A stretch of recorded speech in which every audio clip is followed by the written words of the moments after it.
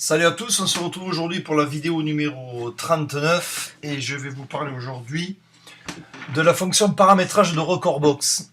Donc c'est une fonction que beaucoup de personnes oublient et pourtant on peut régler beaucoup de problèmes en paramétrant bien son ordinateur évidemment, mais aussi et surtout en paramétrant comme il faut et bien Recordbox, car il y a plein d'options intéressantes où on peut gérer beaucoup de problèmes, notamment quand je vois sur le groupe des problèmes de drop, de son qui est mauvais ou quoi, il suffit de régler la latence et la plupart du temps, le problème est résolu.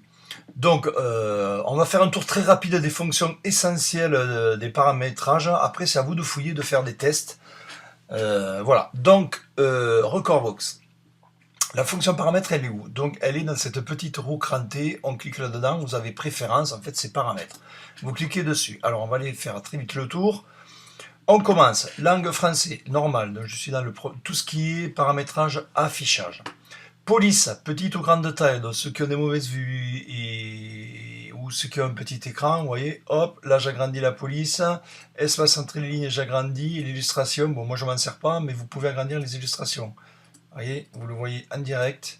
Voilà, c'est tout con, mais il faut avoir l'idée d'aller chercher dans les préférences. Au niveau de l'arborescence, vous voyez, vous pouvez mettre iTunes plus Locker, Recordbox, vous avez tout là. Si vous n'en avez pas l'utilité, comme moi iTunes je m'en sers pas, Recordbox XLM je m'en sers pas, et plus Locker non plus, donc je décoche, ça permet de gagner de la place. Ceux qui ne se servent pas de l'explorateur, qui travaillent que en playlist, c'est pareil, vous n'en avez pas besoin. C'est rare, hein. Alors, petite option dans l'explorateur, si vous regardez bien, vous avez votre explorateur, il est là. Au lieu d'aller chercher, tac, vous avez la possibilité de créer des raccourcis de dossiers, où vous cliquez sur ce petit icône-là, et là vous avez des raccourcis. Vous voyez, il m'ouvre mon explorateur directement. Vous voyez, c'est quand même hyper intéressant. C'est-à-dire, vous démarrez votre ordi, vous l'avez comme ça. Au lieu de faire explorateur, musique, d'aller chercher mes musiques, machin, je me suis déjà créé des raccourcis où je vais aller directement dans mon dossier MP3 par exemple, où je veux. Donc vous voyez, j'ai mon raccourci, hop, je suis directement sur mon... Bon là c'est mon bureau parce que c'est mon Mac, je me sers pour faire les vidéos. Mais vous voyez, vous avez des raccourcis dossier et les raccourcis playlist qui sont là. Donc c'est hyper pratique ces raccourcis quand vous voulez rentrer dans l'explorateur.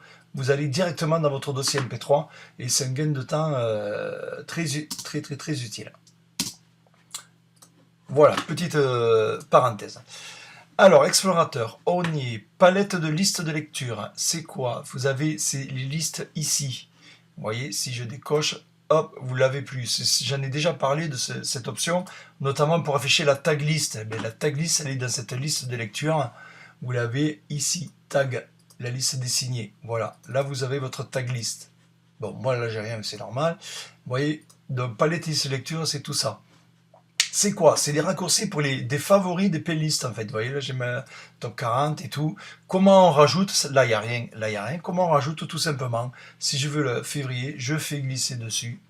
Hop, et voilà, j'ai rajouté mon autre raccourci playlist. Vous voyez, si on peut appeler ça comme ça. Alors, c'est des petites astuces, c'est pas grand chose, mais c'est hyper utile. Et si vous avez des filtres, notamment pour les classements, hein, je vous invite à aller chercher, j'en ai déjà parlé dans une vidéo, je vous invite à aller fouiller un petit peu le classement, vous voyez, par BPM, avec plus ou moins 5%, par rating, enfin, vous voyez. Fouillez un petit peu, vous allez voir, c'est vraiment super intéressant. On a beaucoup de possibilités sur ce logiciel. Notamment pour les recherches, c'est hyper important pour gagner du temps. Ensuite, afficher les marqueurs des repères dans l'aperçu. Alors ça, c'est quoi? Ben, c'est tout simplement les points hotkeys. Vous voyez, ici, si par exemple je mets ce morceau-là, vous voyez, j'ai A et B, j'ai deux hotkeys que j'ai mis à l'arrache pour vous faire voir, et bien je les ai ici, vous voyez. Donc je sais que j'ai des hotkeys sur ces morceaux-là. Donc à la rigueur, j'ai pas besoin de l'écouter, de le préparer. Vous voyez, si je décoche, vous les avez plus. Vous voyez, je vois, donc ça se passe ici.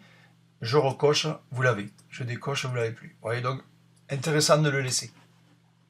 OSC Sampler. Alors ça c'est quoi? Ça c'est surtout pour la série des contrôleurs R. DDJ RZ, DDJ RX. Sur la série des contrôleurs S pour Serato, mais qui sont compatibles avec Recordbox, on n'a pas cette option. Cette option c'est quoi? Je vous fais voir. Au niveau du sampler, vous voyez ce petit bouton? ici. Vous voyez, si je décoche, il disparaît. Je coche, il apparaît. C'est quoi?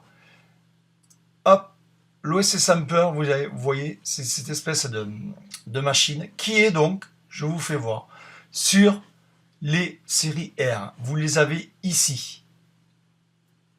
Ça veut dire quoi? C'est que sur la série S, on les a aussi, évidemment, les mêmes, le noise, la sirène, le klaxon, le snake et tout, on l'a, il n'y a pas de problème, on appuie, mais point barre, on n'a que ça. Ben, sur la série R, vous avez la possibilité de changer ces samplers. C'est quand même relativement intéressant, ça fait un sacré raccourci directement sur le sampler. Donc vous changez, vous mettez ce que vous voulez comme sample à l'intérieur, et ça vous changera sur votre machine le sample, OSC Sampler. Donc vous l'activez pas. Moi bien sûr, il est désactivé parce que je n'en ai pas l'utilité sur ma DDJ SZ, mais ceux qui ont la R, c'est quand même super intéressant. Voilà, OSC Sampler. Donc moi je désactive, il ne me sert à rien. Ensuite, forme d'onde, automatique ou personnalisée. Alors ça c'est quoi? Je vous fais voir. Par exemple, je me mets en 4 decks horizontal. J'ai mes 4 morceaux chargés, et vous voyez, j'ai 1, 2, 3, 4. Donc la platine 1 est en haut, la platine 2 juste au-dessous, la platine 3 juste en dessous, la platine 4 juste en dessous. Ce qui paraît assez logique. Mais suivant les goûts, on peut le changer. Par exemple, je mets personnalité, 1, 2, 3, 4, donc c'est ce qu'il y a d'origine. Je peux mettre 3, 2, c'est-à-dire la platine 1 et 2 au milieu. La platine 1, elle est au milieu, la platine 2 au milieu, et après 3 et 4 à part. Voilà, ça c'est le choix. Bon, chacun va midi à sa porte. Et on l'a en vertical, c'est pareil. Si je mets en vertical, 1, 2, 3, 4, vous voyez, ou je le change, le vertical, et 3, 2, 1, 4, vous voyez. Voilà, voilà la différence. Voilà, si je reste en automatique, lui l'automatique, il me le gère. Ouais, comme on l'a réglé en fait. Voilà. Juste une petite parenthèse, personnellement je tourne dans les deux decks sur mon SZ en vertical, et quand je passe à la deck 3, automatiquement il me met la platine, donc j'ai pas besoin des 4 vues. Ensuite, afficher les infobules, c'est quoi? Ben, ça vous le savez, hein, c'est qu'on se met sur un bouton, et bien, il nous affiche la fonction du bouton. Hein, donc ça c'est pas compliqué. Quand on connaît le logiciel, effectivement on peut le décocher. Hein, ça prend de la place, ça cache la vue pour rien, vous voyez, là ça n'affiche plus. Voilà. Vitesse élevée, vitesse moyenne, vitesse faible de la forme de la tracée d'onde, de la waveform. Ça, c'est suivant les possibilités du pros, de la carte vidéo. Donc, voilà, vous voyez, il demande de redémarrer l'application. C'est suivant votre pros. Si vous voyez que ça lag, eh vous mettez une vitesse moyenne ou une vitesse faible. Ça lagera moins. La couleur, ça c'est pas mal aussi. C'est la couleur de la waveform, vous voyez, bleu ou RGB. Voilà, RGB, donc vous savez, quand c'est rouge, c'est que c'est chaud, c'est qu'il y a des basses, et plus c'est bleu, plus c'est les aigus et les médiums.